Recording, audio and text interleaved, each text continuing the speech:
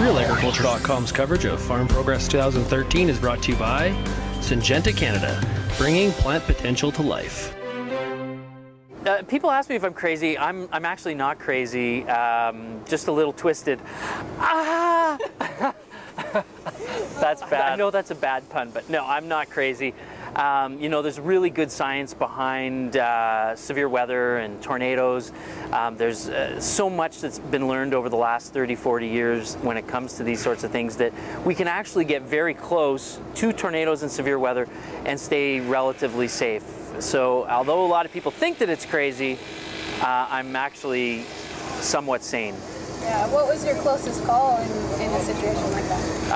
You know, having said all that, the closest call that I had happened 3 weeks ago at El Reno, Oklahoma, when the largest tornado ever recorded, 2.6 miles wide, hit the town of El Reno and parts of Oklahoma City. And we were actually caught inside that tornado. And sadly, some of our friends lost their lives. They were on the same road as us.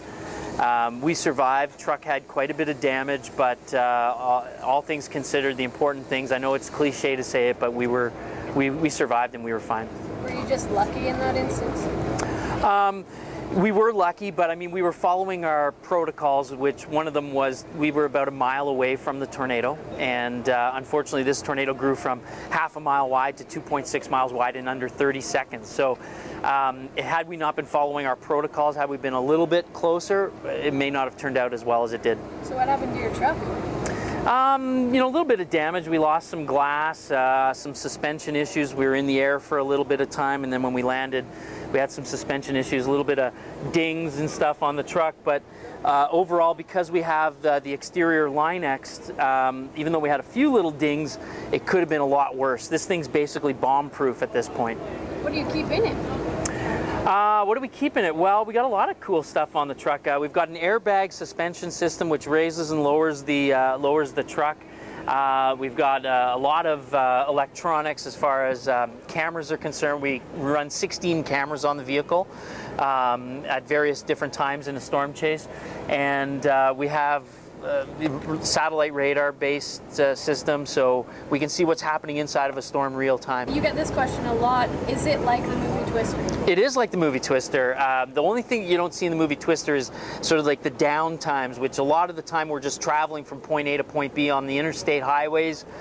So that's kind of boring, but those moments in time when we're actually chasing a storm and we're up underneath the mesocyclone and it produces a funnel cloud and then a tornado and then all the stuff that goes on around that, it's just like the movie Twister. I mean, we're traveling down dirt roads, we're traveling through farm fields, we're, you know, just putting ourselves in that kind of danger zone, if you want to call it, and it's an adrenaline rush and it's really exciting. How far will you drive for a storm?